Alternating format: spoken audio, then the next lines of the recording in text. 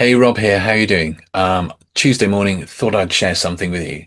Sometimes the way before us feels uncertain. We might know only the next step with no map for the journey ahead. And yet there's a quiet thread that's led us this far, through the twists, the stumbles, the moments where we thought we'd come to an end. People have called that thread many names. Destiny, the calling, the spirit, the song in the soul. Whatever you call it, you know it's pull. And maybe even now, you can remember a time when the path seemed hidden, and yet you were guided all the same. I remember speaking once when I was living down in Devon to an old fisherman, not a fancy boat, old kind of rowing and sailing type boat, the kind of man whose face looked like it had been carved and chiseled out by the salt and the wind. And he told me that when he was young, he used to watch the horizon, anxiously scanning for clouds, measuring the wind, always fearing what might be coming.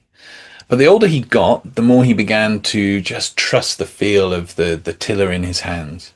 The way the boat moved with the water. It's not that the storm stopped, he said. It's that I learned how to listen to the sea.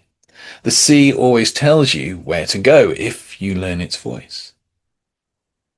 And then he told me a story about one night far from shore when the compass he had, it broke. It just, whatever happened, it wasn't working.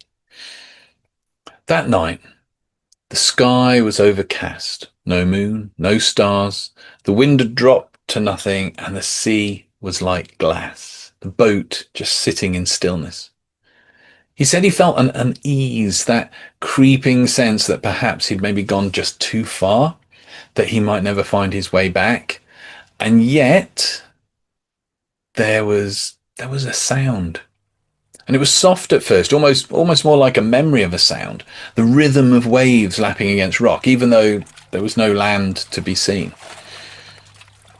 So he tried something. He closed his eyes and he let the boat drift, just tilting his head to follow that faint music. And as he did, something inside, he said, shifted. He felt a deep stillness, a knowing that he was being drawn towards safety. And without thinking, he began to row, not with urgency, but with just a quiet confidence, following that unseen, unrecognized herd song. And then he looked at me, eyes deep and calm, and said, "You know, when you're out there and the stars are hidden and you cannot see the way, you don't need to. You just need to feel the quiet weight of the oars in your hands, steady, certain, and let yourself notice the pull, that subtle pull in the right direction. Somewhere deep inside you, there's a compass you didn't make. It was placed there before your first journey began, and it points always towards what is good and what is true. And you can trust that, because the one who stirs the sea and shapes the stars is guiding you. Every breath becomes like the pull of an oar, carrying you closer to the shore that's been waiting for you all along.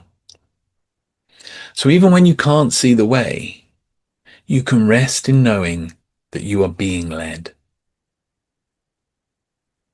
The fisherman told me that after a while, the darkness began to lighten. The faintest outline of land emerged ahead of him, and exactly where that silent music had led him. When his feet touched the shore, he didn't speak for a long time. He just stood there, looking out at the sea, and just said thank you. After that night, he said, "I stopped fearing the horizon. I learned that you don't have to see the whole way. You only have to trust the one who made the waters." And I guess that's so how it is for us too. You know, that the path may twist, the horizon may disappear, the compass may break, but the thread remains tugging at the heart. You may not even know every turn ahead, and you don't need to, for the one who walks beside you already knows the way home. And perhaps you can feel that even now. Take care. See you soon.